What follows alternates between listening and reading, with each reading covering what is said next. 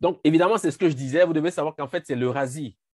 Quand on dit aujourd'hui, les Haoussa disent Europe parce que c'est facile de dire Europe.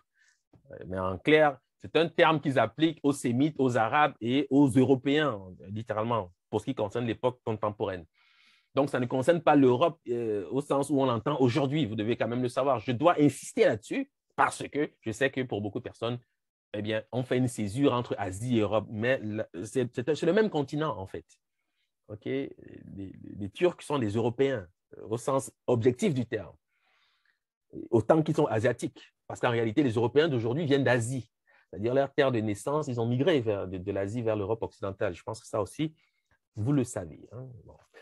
Voilà, donc c'est quand même important de restituer ceci, c'est important parce que au moins ça permet de restituer une certaine perspective, de montrer que la graphie existe pour nommer. Donc, ce n'est pas le désert. C'est pour ça que j'ai dit tout à l'heure, en réalité, qu'il faut bien comprendre que c'est les terres étrangères en général.